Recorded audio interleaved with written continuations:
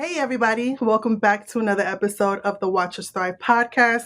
This is your girl, Leanne, and we have a good one today. I mean, every week is amazing, but just the people that I've been able to connect with because of this podcast, I'm just so excited to bring another badass, inspirational, killing the podcasting scene. She's an author too, y'all. We're going to get into that. But I'm just so excited to have another podcaster on the show. I was on her podcast as a guest. I'll link it in the show notes if you guys want to check out my episode. But today we are speaking to Julie Dammar. Julie, welcome to the podcast. Thank you so much for being here. I'm happy to be here. I'm happy to be back with you because I feel like me and you just have like a vibe. So I'm ready for it all. Yes. Like when you connect with someone, it's just there. And immediately from the jump, we've just had this connection. And really, it's us sharing our stories, sharing our pain, sharing our trauma, and how we've been able to overcome the really ugly shit that we've been through. So I want people to know more about you and your story. I always start off with a quick, brief intro about who you are and what you do for people who are meeting you for the first time. So I'm Julie Dammar, and I am the host of the Selective Hearing Show or the Selective Hearing Podcast. And I am a brand new author. Yes. Do not go over that, okay? We gotta, boom. She is an author, y'all. Yes, I just added that to my list of many, many, many things that I have accomplished in this life. So my book is called Sink Full of Dishes. And it is about my inner mean girl, your negative narrator, that person that lives inside of us that just tells us things that we don't need to be saying to ourselves. So I named her Monica. I pulled her out of me and I put her on pages of a book so everybody can see like a living, breathing character and hear like all the nasty things that we say, all the things that stem from talking to ourselves that way. So I break it all down in the book and I got like, it's like a workbook and all kind of stuff, but we'll get into that in the show. On top of that, I am a woman who made the choice to heal so that I can have a better life for not only myself, but for my children, for my husband. So I made the decision that all the things that happened to me were not going to destroy me. So that is another thing about me. And I am, gosh, for so many things. I'm a mommy, I'm a wife, I'm a friend, and I am just a very imperfect human being out here giving herself to the world and hoping that by doing that, I'm granting people permission to live their life every day. Come on, y'all. We're like how many minutes into the conversation and I'm ready, like, just, oh, this is my person. Like, I feel so seen. I feel so understood. And that's why I wanted you to come onto the podcast and share your story, because it's just so beautiful to be able to watch you as you bravely share the ugly shit that you've gone through. And I always start off with the dark and heavy shit. We need to put it in people's faces. Growing up in communities of color, we were definitely shamed or silenced to not speak the ugly things that we experience. And I feel like us now in this generation, we are starting to shift the narrative and we're putting the ugly out in front of you so that you feel less alone with your own shit. So let's start off with you talking about your upbringing. I know you've gone through some things in childhood. You share as much or as little as you're comfortable with. And then what triggered you to start making that choice that you said to rediscover yourself and heal from your past trauma? Okay, so we'll go back to my childhood first. I come from what a lot of us in the brown and black community come from. I come from that what happens in this house stays in this house type of environment. Like me and you talked about before, you don't tell your business. When you go outside, you make everything look perfect. And that's what it is. So unfortunately for me, living in that kind of situation, it opened me up and made me more vulnerable for predators. So I am a victim of not only physical abuse, but sexual abuse. I started being inappropriately touched when I was between 7 and 8 years old. And it graduated to me being full on molested by the time I was 11. So I never told anybody what was happening to me because, and you guys are getting a story that is in my second book. I was in a closet with our neighbor. So he was a little bit older than me. We used to get babysit by our neighbor, and she had a daughter and a son. And I was in a closet in my bedroom with my neighbor, who I often ended up in closets with this young man, and he would touch me or instruct me to touch him. And he would have very inappropriate sexual conversations with me at 7 and 8 years old. So one day, my dad, it got too quiet in the house. What are the kids doing? He went looking for me. He couldn't find me. He opened up the closet door, and I was in the closet with the boy. And at the time of him opening that closet, he caught the boy with his hand on my chest.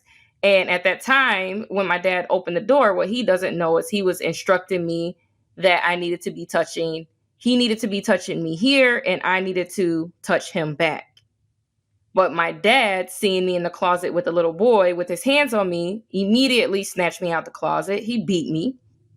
I was labeled fast, immediately put into that: you're blamed, you're shamed, you're punished. So we're talking a little girl at 7 and 8 years old being taught by her father that this is okay, and being told by her father that she is wrong.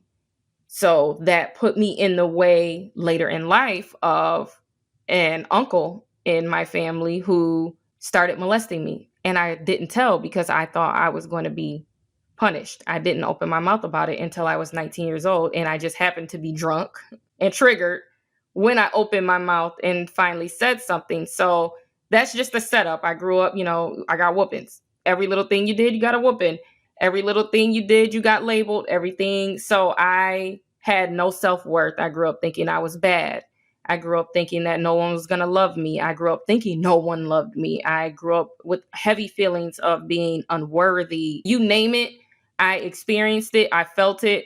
I am a recovering self-sabotage addict.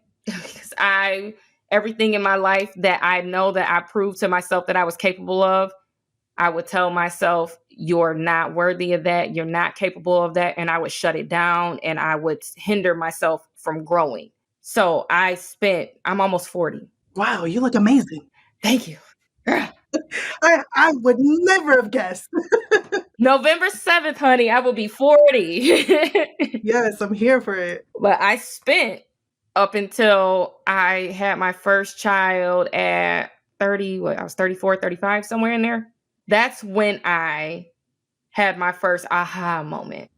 Talk about that. Was that when the shift started to happen, that you realized, oh, we got some shit that we got to deal with? Heavy stuff going on. And I literally said to myself, I'm not okay. I'm not okay. Because I got pregnant, and I was like, it was heavy and it was real. Like, I'm about to be responsible for another human. And all I kept telling myself was, I don't want my kid to grow up the way I did. I don't want my kid to have the same life. I don't want my kid to feel like they can't talk to anybody. I don't want my kid being labeled. I don't want my kid feeling silenced. I don't want my kid being harmed and thinking they can't come to me. Like, there's just so many things that it was like a rush of emotions. And all I kept saying was, I'm not okay. I'm not okay. I need to get better. So that was when it started, was my first pregnancy, my first son. And then I got pregnant right after him with my second son, and COVID hit, lost my job, lost my distractions, lost everything. I'm in the house with a 2-year-old, fully pregnant again. My husband's at work. What are you going to do? I was realizing then, like, I thought I was okay, but I'm still not okay. Like, postpartum depression 2 times, you name it, I experienced it. And it was literally, okay, get help. Ask for help. You need some tools, because you know what you don't want, but you don't know how to get there. And I couldn't do anything for myself. And I'm sure it felt very uncomfortable for you to have that realization, being the way that you were brought up, silenced. You can't speak about what the bad things, because God forbid, what's going to happen to me. So what was it for you? Like, how did you start the healing journey in regards to really going back and dealing with your trauma? Did you go to therapy? Did you start meditation, journaling? What did that look like? I started trauma dumping on my Facebook followers. Really? That's how Selective Hearing started. Okay, so talk about it. It started as every Thursday at 7 p.m. I was going live on my couch, and I was talking about, if you go look at my Facebook, I was talking about everything. I was talking about my life. I was talking about politics. I was talking about pop culture. It was an opportunity for me to get out there and to start talking because I was silenced. And I was dressing my creativity up under writing because I wrote for film and television. I've made movies, I've done all the things in entertainment, but it's easy to write a story where there's a character, right? It's not easy to sit in front of people and say, hey, this is me. This is what I have going on. This is what I experience. And it was almost like a pass for me to be like, all right, yeah, we about to do this because my family is my friends on Facebook. So now they have to sit there and they have to hear what happened to me. They have to hear how it affected me. You know how everybody gets the gossip and, ooh, you see what Julie said on Facebook and all this. It's out there now. Now, okay, so I did that part. Then I get a life coach, and then I get a therapist. And then this is when the real work starts. This is when you have to do this ugly thing where you have to stand in the mirror and you have to say, all of this happened to me. That's what I talk about a lot, like the accepting of what the reality is. That's really the first step in you starting whatever healing process for you. Like giving that a voice, a face, a name, like this is what happened to me. And that's the work that a lot of people don't want to do because it's so fucking uncomfortable. That letter I had to write to my little girl, me, my 11-year-old self, tore me up, broke me down. I needed to do it.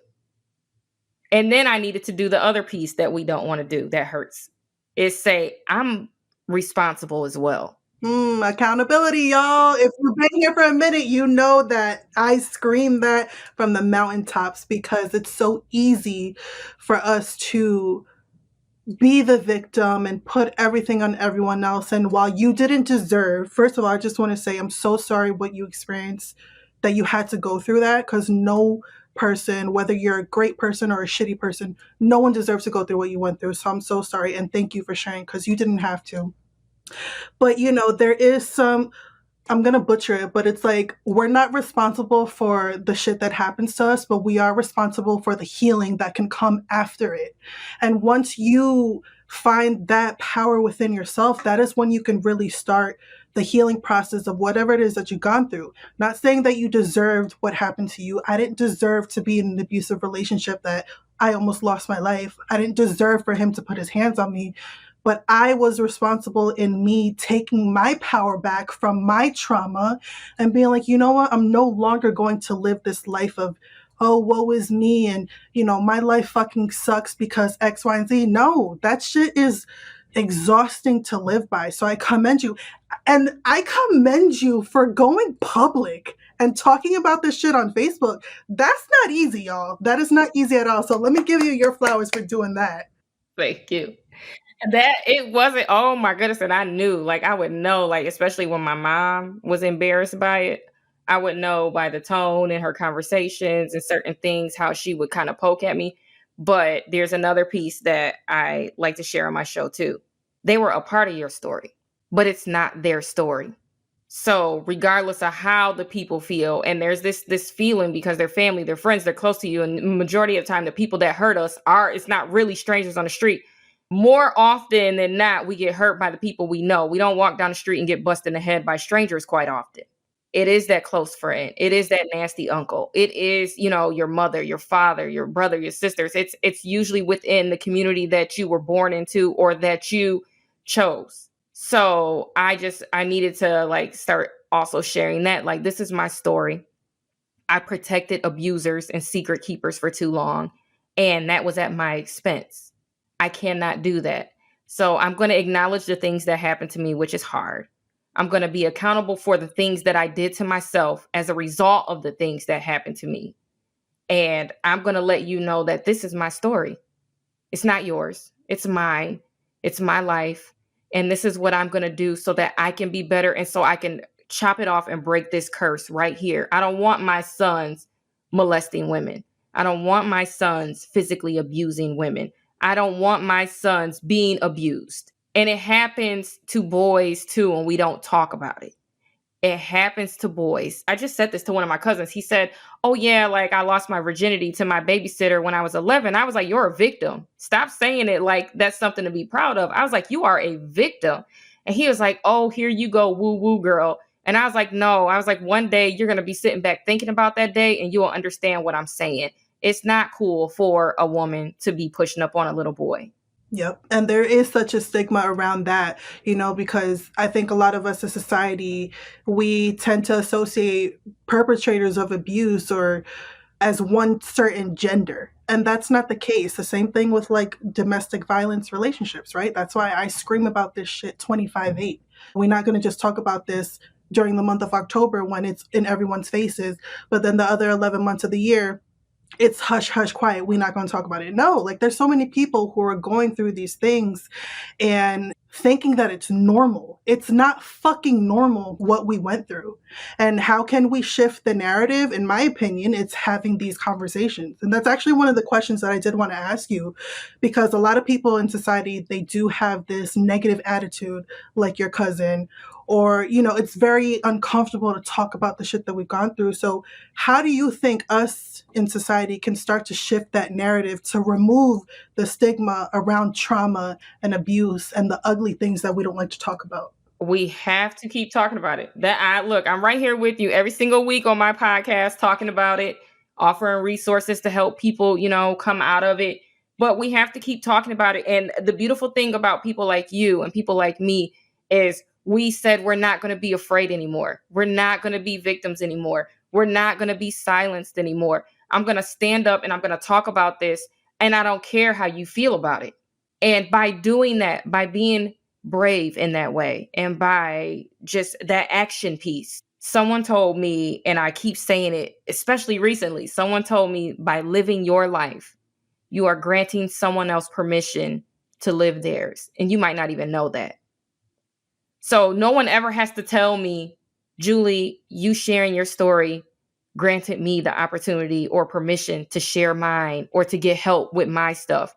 I know that there's somebody out there, there's one person out there who heard me or who watched me, who said, you know what? Me too. That happened to me too. And I can heal too. I can do this too. Like, I didn't know when I was knee deep in all this, like I was going to have a podcast. I was going to be writing books. I didn't know none of that. Hell no. I didn't know it was going to be okay. I was a hot mess. I didn't know I was coming, that the other side was going to look like this. And there's still so much to do. Yes, absolutely. And that just makes me think of this quote that one of my former life coaches said to me in the beginning of my healing. She said to me, "There's a message in the mess." And when I heard that, I was like, oh my God, like you don't realize when you're in the shit, you don't realize when you're in the darkness that there is a greater purpose behind it. It's up to us to find it, right? Like we have to take that responsibility, like we talked about before, because when it comes to healing, it can go either way. You can go down the very dark road that a lot of people tend to with, numbing out, drugs, partying, sex, gambling, all the bad shit that's just numbing and not really dealing with it. Or you can come out on the other side and be like, you know what? I'm taking my power back. I'm going to turn this ugly part of my life into something beautiful and create a podcast like we have right here, like Julie is doing. She's writing books. Yo, like we all have the choice. And I love that you said that in the beginning. We all have the opportunity to really make the shift in our life and make it look like how we want to, despite what we've gone through in the past. You know what I mean? And I think that's really important for people to remember that when it comes to healing from whatever it is that you've gone through. And everyone's trauma looks different too. I don't like the narrative that like some people try to downplay what they've gone through. Like, oh, what she went through is a lot worse than what I went through. No, fuck that. What you went through is what you went through. Own it, talk about it, put it in people's faces, make them fucking uncomfortable, as long as it's allowing you to take your power back, to use your voice, to become the best version of yourself. Who gives a fuck what anyone else got to think or say about it? Amen to that. I feel like we always end up in church when we get together. Yes. Like it's always a word. Always. So, speaking on using our voices and your podcast, I would love for you to think back to, is there any like surprising or touching story that really sticks out to you that was shared on your show, and talk a little bit more about that? I interviewed a gentleman named Kiwan Amies. So I never have men on. I don't know why men stay away. We know why. We know why. Because it's uncomfortable. It's taboo. They don't. Men out there, if you're listening, come on, come talk to me and Leanne. Please, we need more men in these spaces. And it's so important for them to come into these spaces so we can normalize them handling their stuff too. Because the second you start getting a level up on where you're at, you can stop being violent or you can stop being abused. So, like, I really wish men would come forward. But I did have a man come in. His name was Kiwan Amy. And he was like a Mission Impossible type guy. He was a in-flight refueler. So he would come from another plane and refuel a flight in midair for the Air Force. So he's home doing his thing, riding his motorcycle, enjoying just a peaceful day before he has to go back to base. And the irresponsible driver pulls out, hits him. He goes from a beautiful sunny day whizzing by trees, listening to Bruno Mars, to waking up a month and a day later in a hospital, not able to speak, not able to see, not able to walk. His entire life at 32. 32? 32. Oh my God. Stripped away. Wow. This man became an author. He can't see.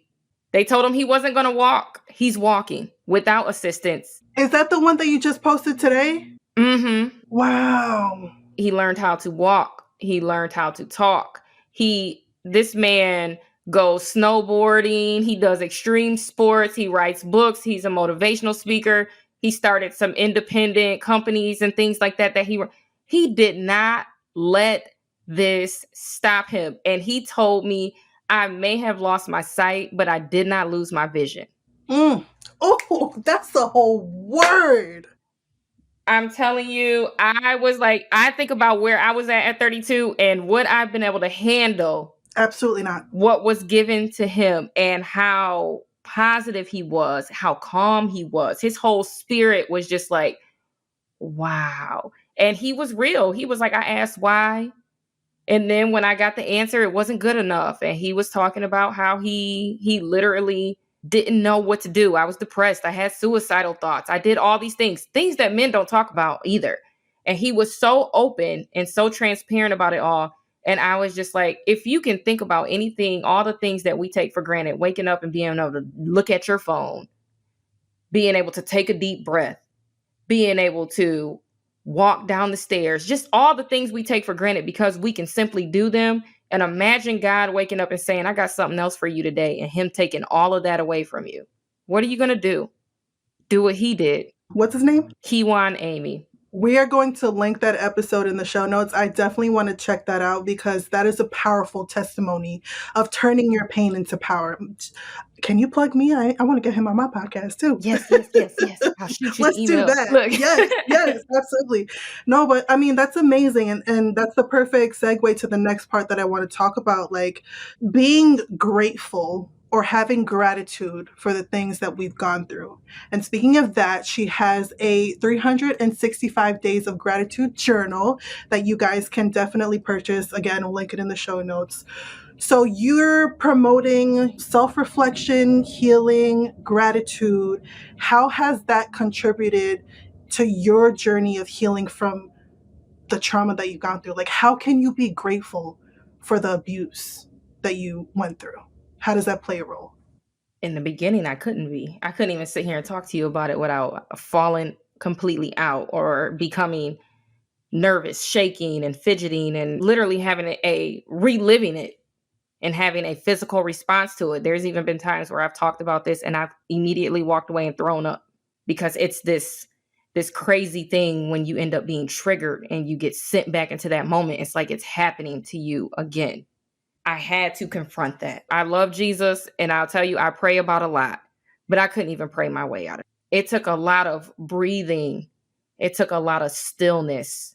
It took a lot of writing it down. It took a lot of, it's okay to say I'm mad. And I was angry for a long time. I was mean for a long time. I hurt people because I was hurting for a long time. It's okay to release that and to say that.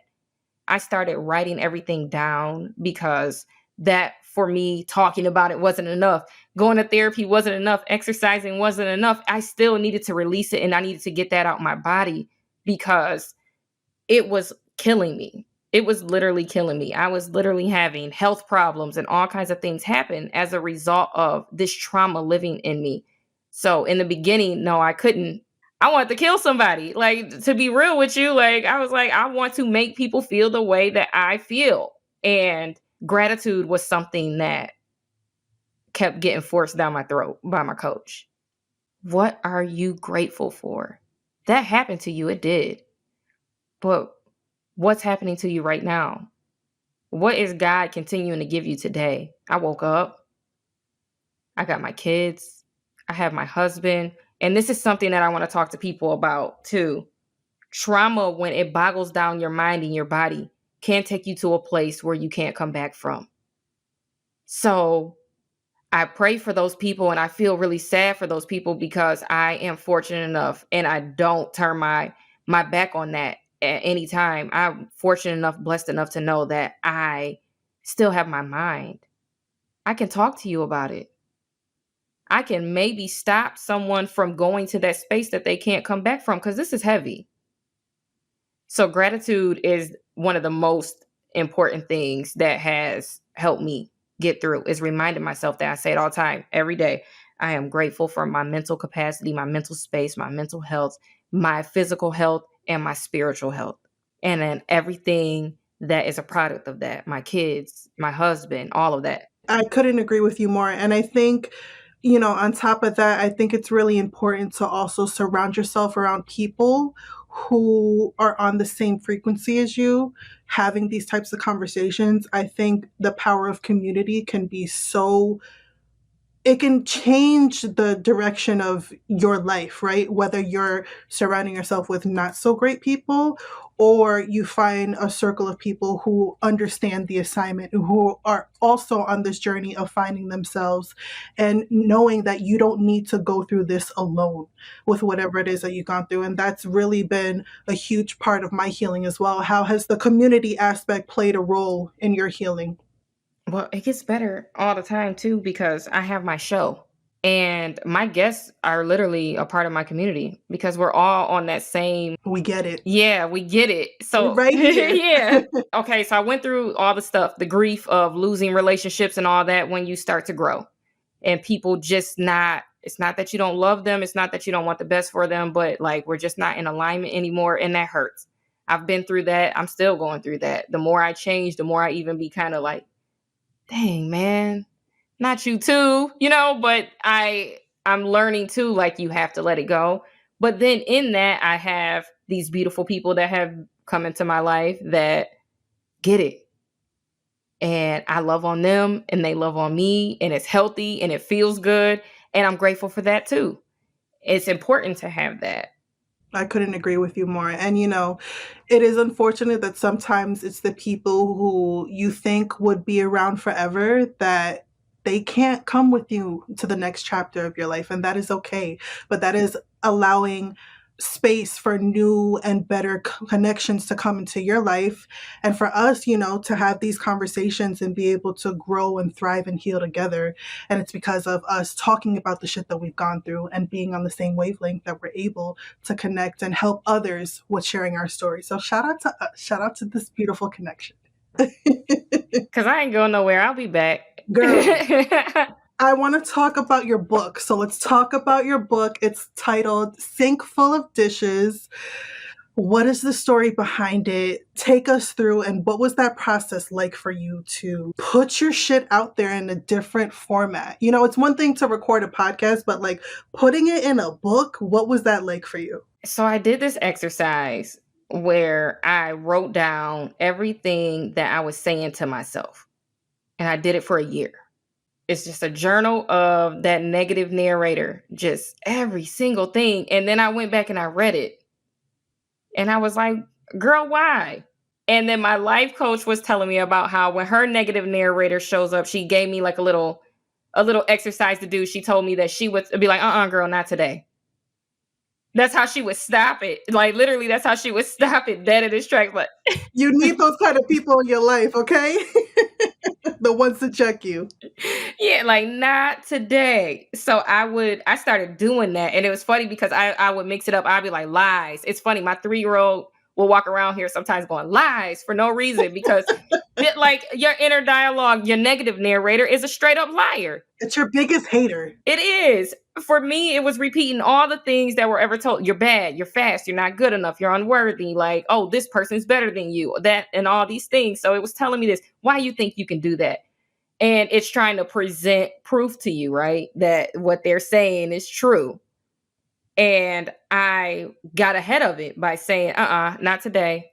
Or lies, not the lies you about to tell me, not today. And then in doing that, I was cutting it off, but then I can ask, well, why are you here? Because I also learned that it's actually, as ugly as it is, it's a defense mechanism. It's trying to protect you from something.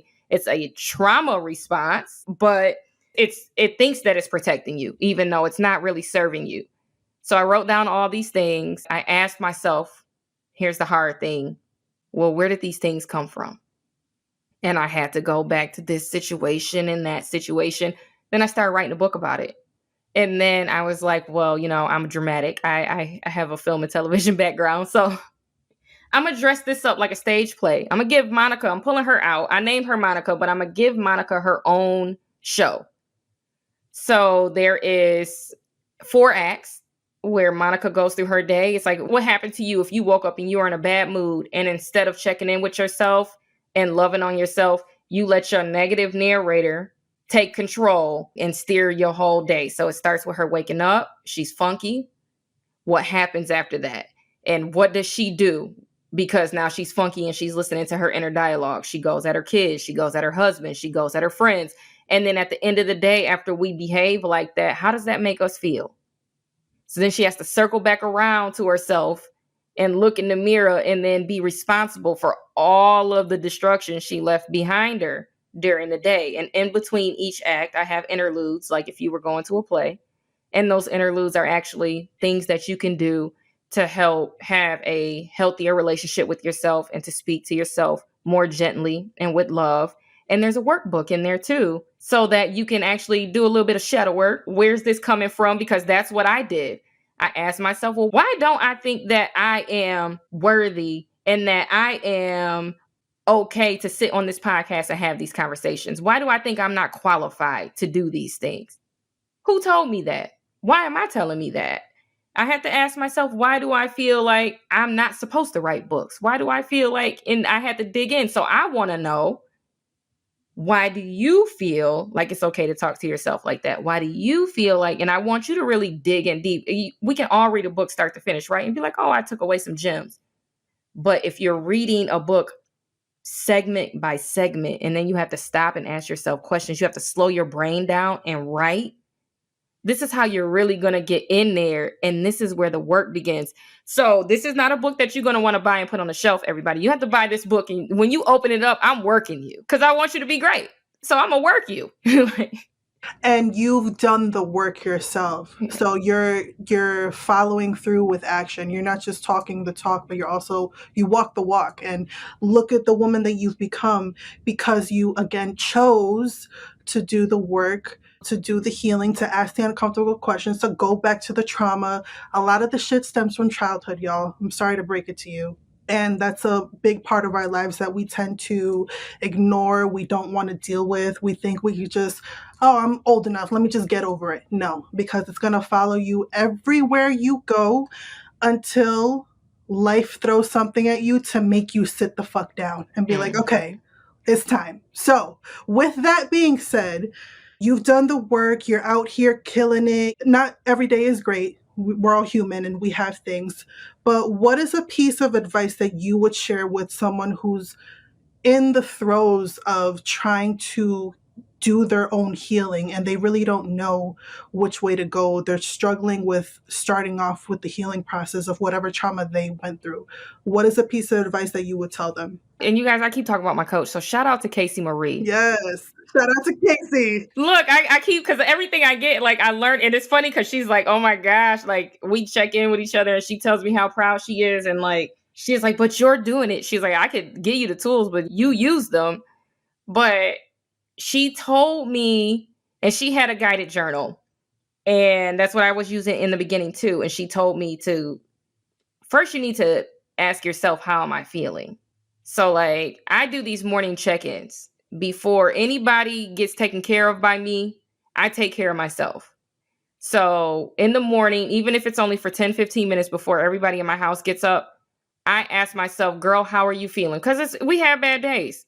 And if you got kids, you got to work, you got a business, you got a husband, you got a dog, you got stuff going on. You got a life, period. You got life. Life be lifing all the time.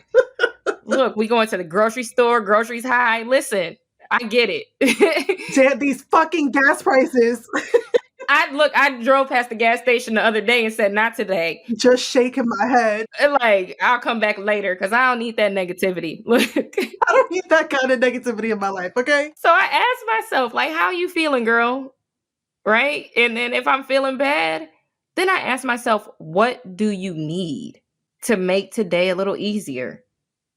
And then I start going through what I need to do to put more ease in my life and to make today flow better. And then I actually do those things. And I was told that you need to know how you feel before you can recognize your needs. And those are two important things. You need to know how you feeling, and then you need to know what you need, and then you need that action piece after that.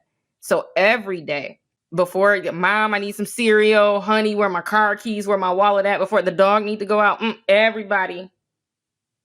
Even if y'all hear y'all alarms, don't talk to me. Let me get into me so that I can care for you. Because if I'm a mess, then everything around here is going to crash and burn. Yeah. I mean, I say that all the time. If you cannot, it's so cliche, but you can't pour from an empty cup.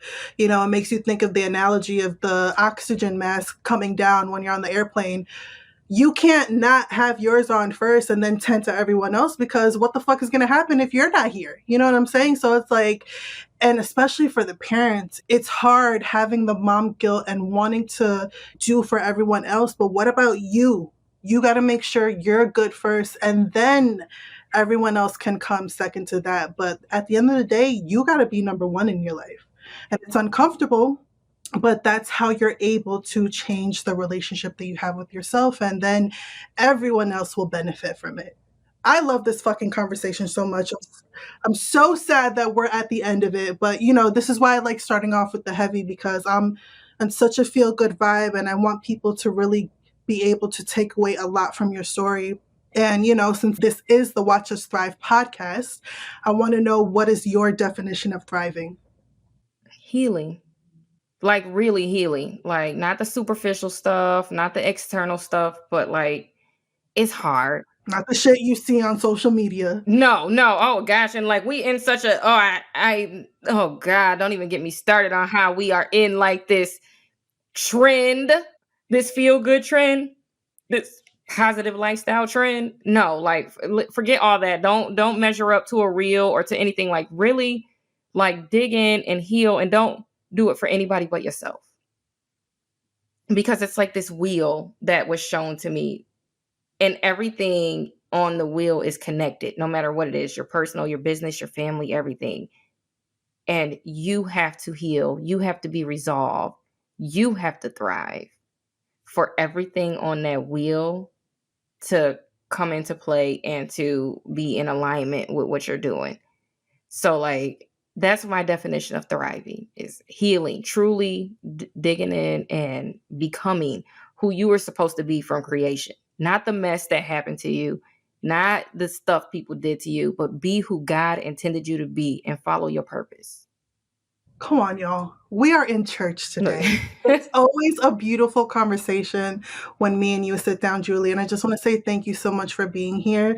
Please plug in how we can get your book, your podcast, anything else you want to share with my audience, and, any last takeaways that you want to leave the people with. So you can find me at selectivehearingshow.com and at Selective Hearing Show on all social media. And the book, if you go to Amazon and type in JULIEDAMMAR, right on Amazon, my book, Sink Full of Dishes, will come up. My 365 Days of Gratitude journal will come up. There's also links on my website, and I'm always posting on social media about it too. So you go anywhere, you can find it. And also, let me know. Check in with Leanne, get in the comments and let us know how you feel about this. Let us know how the journaling is going. Let me know how you feel about the book, because I want to know, because I want to keep writing for you. So I want to understand what it is that you need help with and how I can help. Yes. And we are going to link everything in the show notes. Again, thank you so much for coming on today. I know this is just a little piece of your story, but I'm just so excited to continue watching you thrive and heal and help others be able to find their voice within themselves and become the best version of themselves despite what they've gone through. So thank you for paving the way for us. And y'all, check out her podcast. Leave a rating and review, okay? We love seeing it in the comments, but we need it in the spaces to boost us out, because the stupid fucking algorithm, we gotta deal with that shit. So leave us a 5-star rating and review. If you're a fucking hater, get the fuck out of here, okay? Thank you so much, Julie. I adore you. You're welcome. Thank you for having me.